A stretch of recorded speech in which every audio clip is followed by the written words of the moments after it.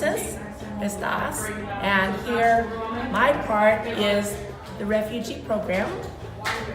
The refugee program are people that come from many different countries. We have a map behind you with the little flags from where they're from. And they need to learn American Sign Language because some know sign language from Somalia or Syria or Turkey, different countries.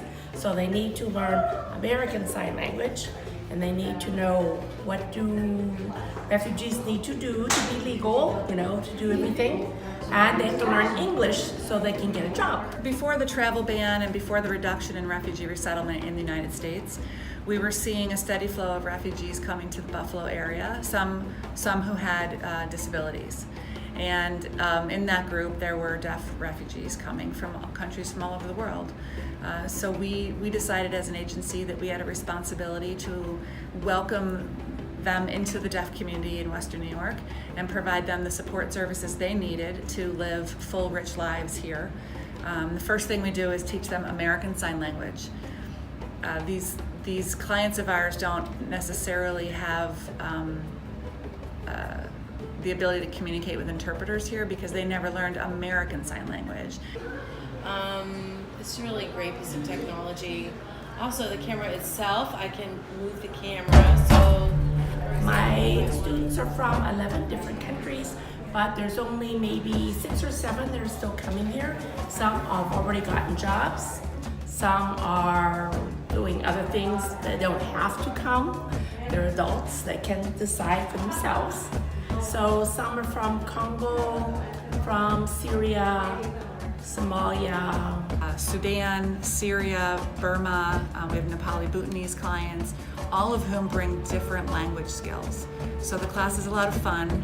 The students all share information with each other about where they've come from, and they're all working towards very similar goals, which is to be able to get jobs and raise their families and live independently here in the United States.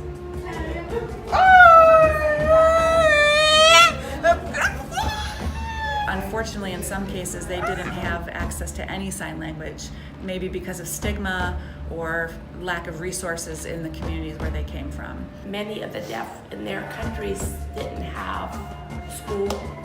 If they went to school, there was no interpreter. If they were in a rural area, there was no school for them at all. So they never learned any language. So we need to try to, that's our basic thing, is giving them language so they can communicate, ask a question if they need it.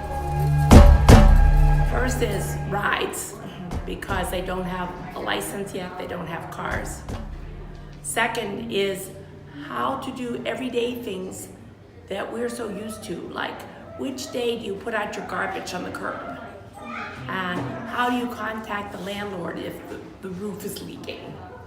Or what does this letter from the school mean about my children?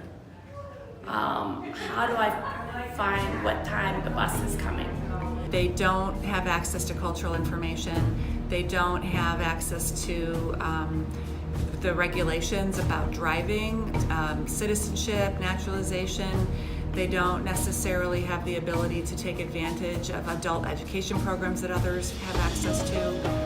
So we really have to deal with their very low education level and their low literacy levels first and foremost. It takes a couple years before they can be at a point where they can use interpreters effectively. Well, I think that everybody needs to understand the Americans with Disabilities Act and how it pertains to them. So most of us are really familiar with handicap parking spaces and the electronic door openers or bars in restrooms, but we don't all understand that in our places of work, we have a duty to provide interpreters or other forms of language access. And so I think that's really the biggest need is for your average American to understand how they are responsible to follow that law.